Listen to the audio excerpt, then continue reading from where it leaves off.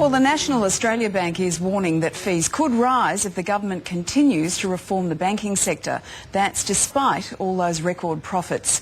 Mark Bouris from Yellow Brick Road Wealth Management joins us now. Good morning to you, Mark. Hi, Lisa. Why are the big banks so worried about competition? Well, they've got it all to themselves. That's the main reason. And, of course, they have to report to their shareholders and they need to grow their profits year after year, and they don't want anyone coming into the marketplace and taking a bit of that profit away from them. I think what everybody wants is to wrestle back some of that power. People are feeling powerless with fees and charges at the moment. So how do you wrestle back some of that power? Well, I think the first thing is that what the government's done is they've encouraged the mutuals or the credit unions and building societies to get fairly aggressive. And we recently, in my business, have introduced deposit products around Australia. So you can now go to one of the Yellow Brick Road branches, for example, and get really good deposit rates, better than the big four banks are offering, up and down the east coast of Australia. And the government's encouraging this sort of stuff, and it's government guaranteed as well. So we're talking about smaller lenders, but people feel unsure. They want surety and certainty in times like this when things are so uncertain. Are they really safe?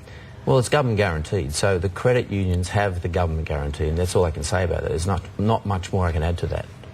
So it's government guaranteed. So that means that if anything goes wrong, the government will make sure that that money gets back into your pocket. The government stands behind those credit unions taking your deposit.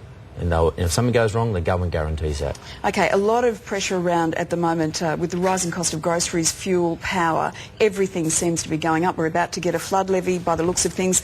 What do you think is going to happen to interest rates? Will any of that influence interest rates? Well, there's a big debate on about this at the moment, whether or not interest rates are going to go up or down as a result of it. My view is the Reserve Bank will stay the way it is, stay the way they are. The Reserve Bank made a statement in February that they want to look and have a look at what this actually does over the next 3 or 4 months. I think probably you'll see more movement in interest rates sometime after June this year. And it may well be a surprise. We may get interest rate reductions. Really? Yeah. Okay. A lot of people hope you're right. Mark Bouris, thanks a lot for that. You're welcome. Carl? Are we going to see one of those reductions from Mark? If everybody else does, they will. Good on you, mate. Thank you very much for that.